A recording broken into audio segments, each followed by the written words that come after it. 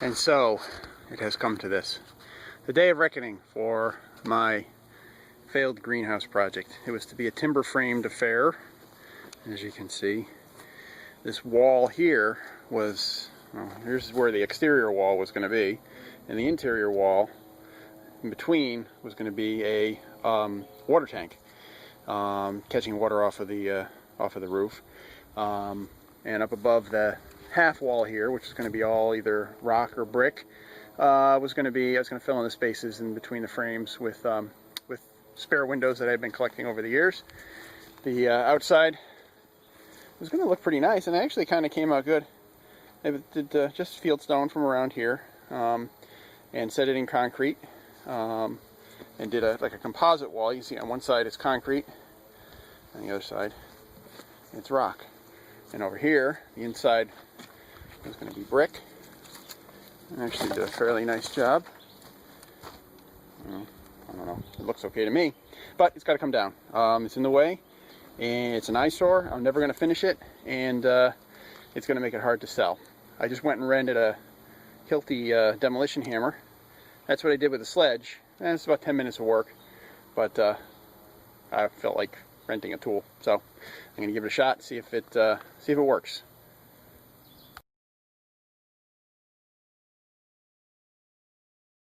So here we are now. It's the next day. Probably about 7 hours of machine time, and the wall is gone, and the side walls are down, and the little brick wall is down too. So basically down to my foundation. The only reason I wanted to do this really was to document the way the water tank was supposed to work. And this might give an idea to somebody, and maybe at least document it for myself in the future. And if you remember, there was a wall here. You can see the rebar and the key that held that wall. You can also see the red chalk line that's still there, despite the fact that there was a concrete wall poured on top of it. So pro tip here, don't use the red chalk for anything but permanent applications. But anyways, so this was supposed to be the tank. There was the front wall here, which I demolished, the back wall, which I never built, and the side wall, and then obviously there was going to be another side wall down there. You'd have a four-sided tank. I built a slab, a nice sloped slab. I don't know if you can see the slope, but it does. It slopes down toward a drain. The drain, unfortunately, the cover popped off while I was demolishing, and it got instantly filled with debris, so I just left it.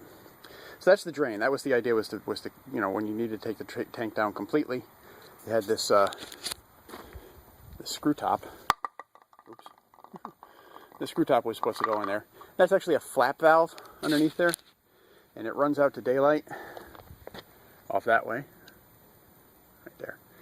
And the flap valve was to keep any critters from coming up. So if they decided to come up the pipe, they would meet the flap valve and not be able to get into the tank here. So, and to drain it, you would just reach down and undo the cap, and the whole thing would drain. The overflow was plumbed into that too. And this is the clever part. The overflow was also supposed to be the drain for the sink. I was going to have a sink in here.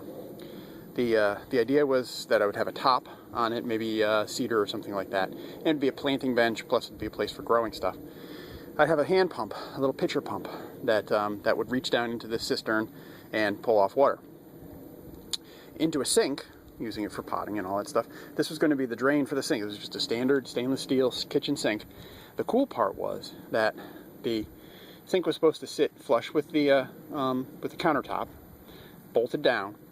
The water would come up around that sink on the inside, and then I was going to knock holes in the side of the sink to act as drain holes. So in the opposite way of a sink in your house, the drain would be as if the water came up too high in the cistern. It would hit those holes, drain into the sink, which then would drain out to daylight. I thought that was pretty clever. I didn't know if it was going to work. I didn't know if the buoyancy of the sink in the water was just going to lift it right off of the bench. But anyways, that was the idea. Now it's all gone. I got to cut that pipe off flush, and maybe someday resurrect this. I might actually build a shed here. Just fill in that space over there. You notice the rock there, which when I excavated out for this foundation literally went almost the entire footprint of this. This foundation's not going anywhere. It's tied to that rock, and that's not a rock, that's ledge. That's all the way down to the roots of the earth. I might trim the top off of that with the rock barbecue trick. Might not. We'll see. It's a 10 by 10 foundation, 10 by 10 footprint for a shed. That would be a pretty decent shed out here.